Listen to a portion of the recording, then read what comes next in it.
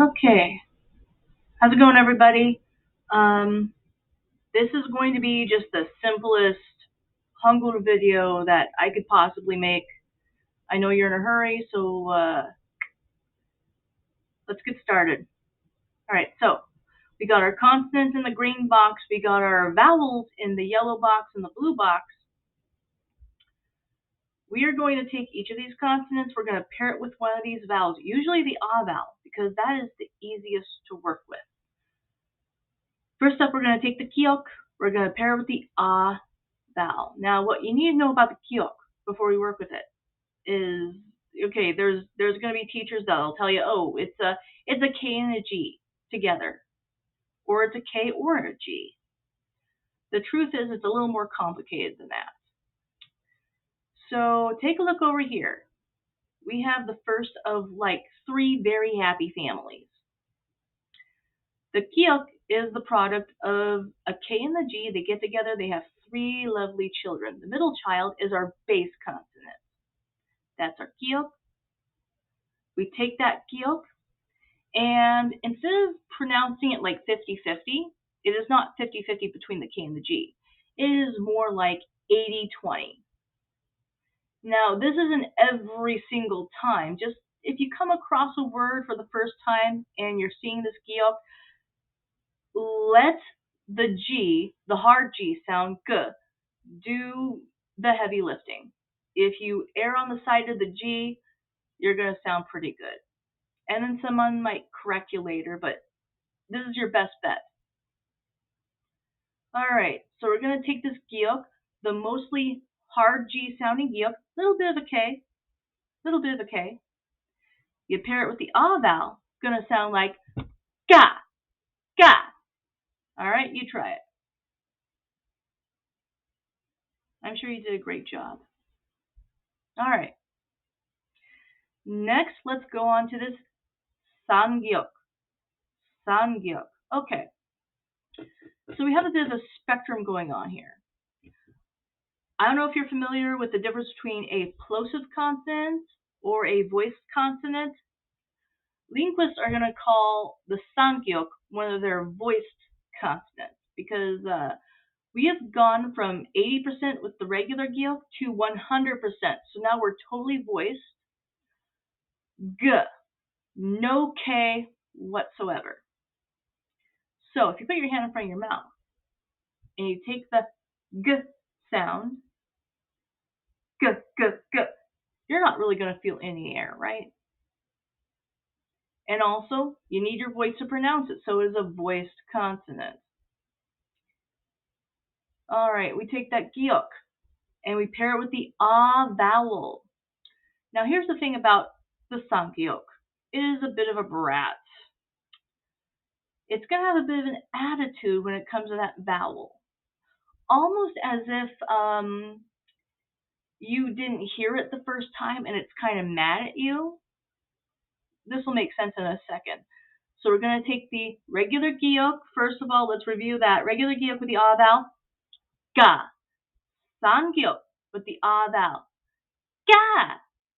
Ga. All right, let me hear you try that. Ga. All right.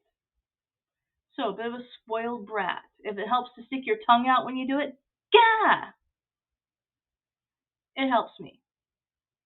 Okay, so that is our sangyok. Now, let's go to the other end of the spectrum. So we've gone from a voiced consonant to a totally plosive consonant. So now we are 100% the K sound. Now, put your hand in front of your mouth. You're going to take that kiok, you're going to pair it with the ah vowel. You ready? Ka, ka. You probably felt a whole lot of air, ka, shooting right out of your mouth when you pronounce that totally plosive kiok. So anytime we have like a k sound in any language, it's what we call a plosive consonant. Not only that, not only is all this air shooting out, but you don't need a voice to pronounce a plosive consonant. You can go k, k, k. You could be totally mute, totally voiceless, and go k. You can still do that. That is why over here we have voiced consonants and over here we have plosive consonants. That's the difference between the two. All right. So this is our Giok family. I decided to teach these letters like kind of all at the same time rather than go in order because it's just going to make more sense this way. All right. So having dealt with the Giok family, let's talk about the Nian. Okay, so the Nian, romanized as an N, and yeah, it does make an N sound. I promise it makes an N sound. Because let's say you come across a word like de, de. All right, so de, it's yes in Korean. Starts with a Nian. It is an N starting word. A lot of beginners, when they hear de, they think they heard a D. So here's what's going on. The Nian, very, very quick. In English, when we pronounce our N's, we really lean into it. Nuh-uh, no way. A Korean N, okay, a Korean N, very quick. Not only is it quick, but maybe pretend that the tip of your tongue is a little sticky, so it takes a little extra power to articulate it and break away. So it's going to be like, dit, dit, right? Like an English N, it just gracefully falls apart.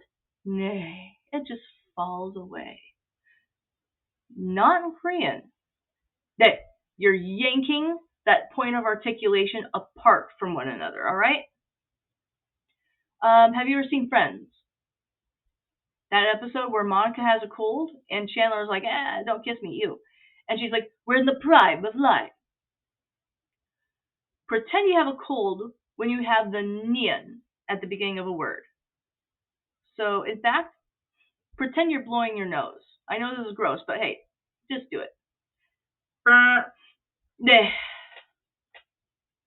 If that helps, that'll get you in the ballpark, okay? You try it. All right. All right.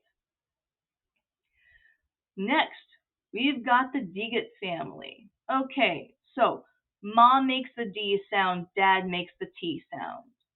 We have 3 lovely children, and once again, with that base consonant, the Digit, we're looking at another 80-20 split, where the mom is doing most of the work, and then dad gets 20%. So you're going to be making mostly a D sound. You take that Digit, you pair it with the ah vowel. Going to sound like da, da. All right, you try it. Okay. All right, so we've got our Digit, our base consonant. Let's go over here to the voiced end of the spectrum. We've got a sound Digit. The sound Digit. Now we are 100% the D sound. No T in sight, okay? And again, we still have an attitude when it comes to whatever vowel is paired with these double consonants, so don't forget about that. All right, so just to remember, regular Digit with the ah vowel, da. Sound Digit with the ah vowel, da, da. Kind of like you're whining a bit, da. Now, this is an exaggeration within the actual words that you're using these in. It's not going to be that extra, but it gives you an idea of what the difference is between using a regular Digit and a sound Digit. And I promise you, the more you work with this, the more of a difference you will hear and the more of a difference that you will use when you pronounce it. So, hey, if you can't quite hear a difference, don't worry. Don't worry. You will totally get there, I promise. So, let's try it one more time. Hand in front of your mouth. We're going to take the Digit, once again, pair it with the ah vowel. You ready? Da, da, right? Da. Now, if you felt any air at all, it was from that vowel. So, Very voiced, not plosive at all, okay, for any of these. Okay, now, leaving the brats behind, we are going to the eldest sibling, sounding 100% like his father. The tiet sound. Going to make a T. We're going to take that tiet sound, pair it with the ah vowel, hand in front of your mouth. Ka, ka. You felt it, right? Ka. All right. Some teachers will have you hold a Kleenex in front of your mouth and then try and make the Kleenex move. Ka, ka. It goes flying. And then you really see a difference when you go into the voice consonants, where it's just like a little wiggle, if at all. Okay. So, having finished with the Digit family, let's move on to the Lear. Okay, the Lear. I know, it is a pain point for a lot of beginners, but don't worry, it's gonna be fine. It's gonna be fine. Okay? So the Lear, you've heard, oh, it's an R or it's an L or it's both. In fact, it's neither. If we're gonna keep with like this whole family theme or whatever, the Lear is an adopted child. It resembles neither the R or the L. Here's what I want you to do. I want you to pretend that you're biting into really hot pizza. Molten hot pizza destroys the roof of your mouth. It was delicious. I hope it was worth it. But just nuclear on the roof of your mouth. Now, if you reach behind your front teeth, this gummy ridge behind your front teeth that sticks out just before it drops off into the official roof of your mouth. You know what I'm talking about. That little pocket. I want you to take the tip of your tongue and jam it behind that when you work with the Lear. Because I'll tell you something, in English L, what we typically do is we take the tip of our tongue and we swipe our front teeth. L, right? Not with the Lear. We're going to take the tip of our tongue and we're going to coil it back. Pretend the tip of your tongue is afraid of your front teeth. And it's just going to recoil and you're going to tuck it behind that gummy ridge. Now, we're going to take that Lear, we're going to pair it with the ah vowel. You ready? La, la. You try it? All right. And when it comes to the Lear, this is it's kind of a muscle memory thing. The more you practice with it, the more natural it's going to be. It feels weird now, but I promise this ain't going to be nothing a couple months from now if you just keep working with it. Okay, so there's your Lear. It's neither an R or an L. If you try to turn it into one of those, you're going to sound odd. Now, some words, big asterisks, some words, you will make an R or an L sound. It doesn't happen often enough for you to just assume, oh, it's got to be an R or an L. Just default to that, all right? And you will sound perfect like 80% of the time. Okay, next, let's move on to the Mium. Okay, so we got the Mium. Romanized as an M, and it is an M sound, but just like that Mium, much quicker. So like in English, we really make a meal out of it. Mama, maybe, and once again, you see how the lips kind of fall apart. Maybe, mama. Just so easy, right? Pretend your lips are sticky, and it takes just a little extra force to pull it apart. Ba, ba, right? Let's take a look at this word over here. Again. Bo, bo. All right. Bo means what? It's one of the ways that you do say what. There's more, but this is one way. Okay. So we got bo. And when a beginner hears somebody go bo, they think they heard a B sound. In fact, it is an M sound. It is a Mium. You're making an M sound. It's just much quicker, and there's just I don't want to say plosiveness. There's just a little extra power behind the point of articulation. So, bull, right? Now, this is what we're going to do. We're going to take the mium, we're going to pair it with the ah vowel. And keep in mind, just like with bull, your lips are barely going to touch. Split second, okay? Now, when we take the mium, pair it with the ah vowel, you're not going to go ma. You're going to go ba, ba.